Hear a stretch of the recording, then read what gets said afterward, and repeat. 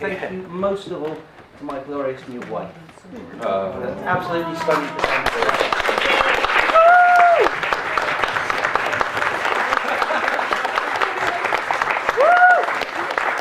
There you go. And to those of you I promised, it said less than 5 minutes. Right then. The moment some of you have been waiting for, I know. For a year. I've been dreading this for a while. And you know when you actually get to doing it and you think, oh, it's going to be a lot better than you think it's going to be? It's not. I'm absolutely petrified. So, first thing I'm going to do is plug my CD from my band. I've got this platform and I'm going to use it. The band are called The Favours and the single's called Islands and it's the 17th of September. Anyway, this is about me. So I'm not going to mention The Favours single Islands again. What's it called, Martin? Islands. 17th of September, on the record. 17th. Okay. How much? Glad to hear it. That's me done. All remains to say. No, I won't mention that again. It's pink. Yeah. Right. Not quite sure. I've got all kind of notes here and all kinds of things going on. I'm not quite sure. This is actually the speech. So it depends how much you laugh. It depends on how much of this I actually read. If you laugh a lot, I'll probably only read the first page. No, if you get a lot. Right then, have I got to read these cards first, Matthew? It would be an idea. Right then, okay.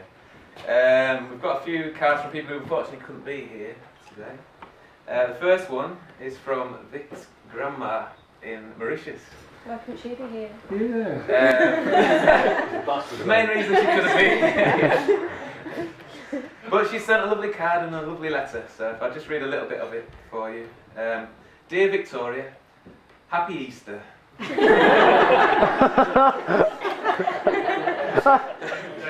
Hope you, Matthew, your mum, dad, brothers and sisters enjoy the eggs that I sent.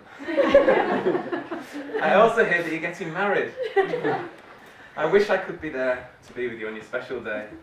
Unfortunately, though, I just can't afford the flight, and none of the rest of your family would chip in to get me here. So, on that bombshell,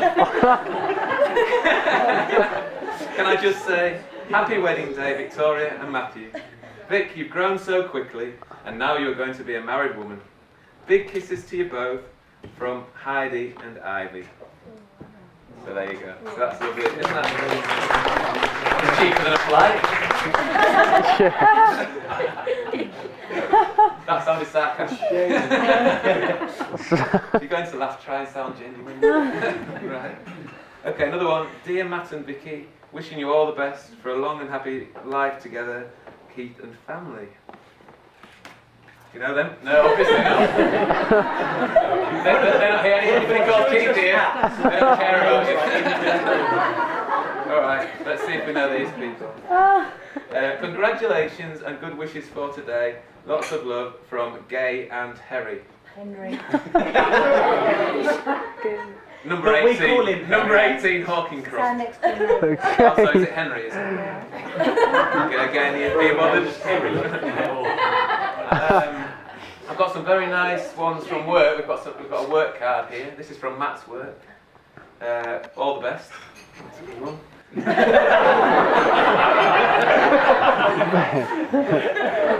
One more. Best wishes. And finally, good luck. So that's the work one out of the way. Right. Now then. Yeah, I've got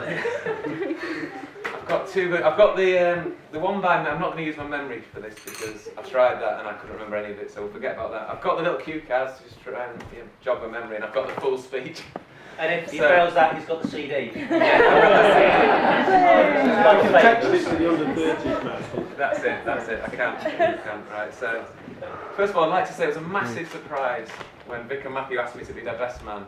Mainly because I didn't know them at the time. But since found they didn't have many friends. So. Anyway, we'll carry on that one. Scrub that. I'll scrub that one out, that didn't work. Another 3 minutes off. I'd like to thank Alan for what was a very emotional speech, as I knew it would be. You know, during his speech there wasn't a dry eye in the room. And by the end of the speech there wasn't a person in the room either. I'd like to thank Matt for leaving me completely speechless for the first time in my life. Seriously, mate, you nicked my speech. That one wasn't so good. So I've always got this fallback. If the joke doesn't go down well, I can just make myself look stupid. Which is very good. I'm very good at doing that. Yeah, that's it. We will keep referring to that as we go. I've got to make an apology, actually. I've been told that I can't last longer than 5 minutes and that there won't be an encore. Vic tells me that's a bit like your sex life. I know what you're going to say. At least you've got a sex life. However, I know you'd be lying. We won't carry on. I deny it. What's the point? So that's that one. Alright then. I'd now like to propose a toast, the bride's parents, for basically, that's Alan and Mary, and the groom's parents, Derek and Sue, for hosting what has so far been a fantastic wedding. So thank you very much. And to Alan, Mary, Derek and Sue. Alan, Mary, Derek and Sue. Cheers. You've got to drink a little bit, but not you, Mary. I don't have a drink. Everyone but Mary can have a little sip there. Okay. I'm only on halfway through page 1 here. This is a bit worrying. Alright, I'll carry on then. I'd like to propose a toast to the bridesmaids, to Sarah and to Sarah. Outshone today only by every other female in the room. I'll drink to that. I'm obviously, again, that was just a joke. They look lovely, I'm sure you'll all agree, and they've worked very hard, as Matthew said. They've worked extremely hard today. Okay, they are actually only outshone by the lovely Vic. I'm sure you'll all agree that's absolutely beautiful. So, to Sarah and to Sarah. Again, have a little sip. Not you, Mary. Right then. Moving on. That's the first one. Oh no. I forgot to say that. I look forward to taking one of you up the aisle later on this evening.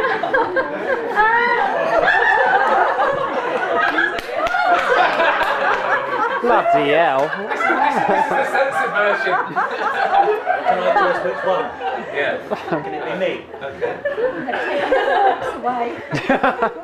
No, seriously, I've been very good friends with Vic and Matt since 1994. That was, in that same year, I met Matt's best friends, Lanny, Kevin, and Neil, who's not here today. We didn't make him honest. Best and only friends. It was at this point that I realised that if you two were ever going to get married, that you'd ask me to be best man.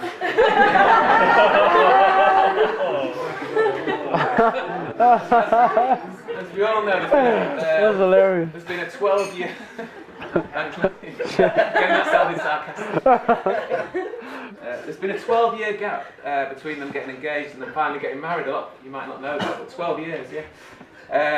Now, Matt says the reason for this is because they were so much in love that they actually forgot they weren't married. Fair enough. However, Yeah. I actually believe that it took Vic 12 whole years to drag Matt away from his computer to actually get this done today. Just to explain that joke, because that comes in again, Matt spends a lot of time on his computer. For anybody who doesn't know him, that one. We have statistics if you need to know how long these young allowed. This wonderful boy, you'll see that I've given envelopes to every table and some people up there. Whoever's got an envelope, could they now open the one that's called envelope number 1? Well, this would be a laugh. Evidence one.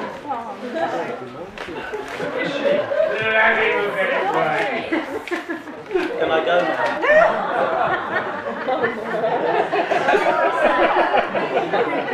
What the hell?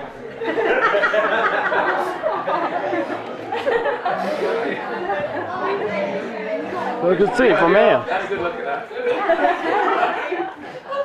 Now, to look at Matthew now, you really wouldn't believe that he wasn't once an ugly baby. But it's true. I was talking to his mum earlier, and she said she only started getting morning sickness after he was born. In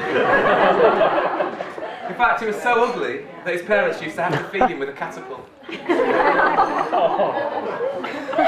No, I was waiting. In fact, seriously, if you do look at that baby is Matthew actually, the one on the left. Sorry, not the alien. Sorry about that. And I think you'll agree it's a lovely baby. What happened? I don't know. Started out well. What else can I say then? How else can I insult you at this point? Alright, Lee gave me a little bit of evidence about Matt's childhood, because obviously being best man I've really got to take the mickey out of Matthew. Vic gets away with it. A little bit. Page 3. Apparently Matt was a very naughty child, according to Lee. And as he was growing up, there was an incident where he actually used your toy box, I believe, as a toilet. As a urinal, yes. Which, you know, that might not sound that bad, kids do that. Matt was 23.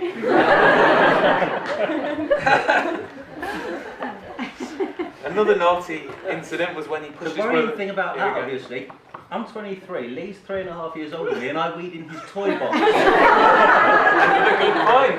Yeah, you probably... How did I not notice that? Okay. Another incident that I can mention was when he pushed you through a garage wall on a go-kart. Yes. Again. I'm just trying to build up his character for you all, just in case you all thought he was a nice lad. And another thing that he did involved wielding an axe, but I'm sorry, Kevin, I really can't say any more of your story. That's a police matter now. Right. Okay, we're on to page 3. We're halfway through, everyone. It's all right. You might want to just Then take we another need a sip. comfort break. Okay. In comparison to Matt, Vic was apparently a very sweet child and very caring. In fact, she was so caring that Sarah tells me of a story when Vic rescued a dead bird from the garden, kept it in a little bird box in her bedroom and attempted to nurse it back to health. Parents only found out when it started to smell. Oh, Vic. It's true. It's a lovely story, that, isn't it? As a child and growing up, Vic always absolutely dreamt of having a pet monkey. She always wanted a pet monkey. Yeah, she's got one. Yeah, I was going to say, it beat me to it! Can't we have that? Just rewind the video tape. Isn't it great when you get what you always wanted? Okay. Of course, like Matt, Vic ended up having a few run-ins with the dark side. To be fair though, when you start going out with a boy called Tarquin, oh, I'm just talking about her after. Tarquin, you don't expect him to not only steal money from a till, but actually steal the till itself as well. I mean, anyway, a next boyfriend wasn't much of an improvement. He was called Ricky, wasn't he? Sorry for bringing Ricky up. He got caught by the police for stealing a Scotch egg. Well, if you're going to get caught stealing something, you know, make it worthwhile. Apparently this made front page news in the local newspaper. And when Ricky was asked why he did it, he was quoted as saying,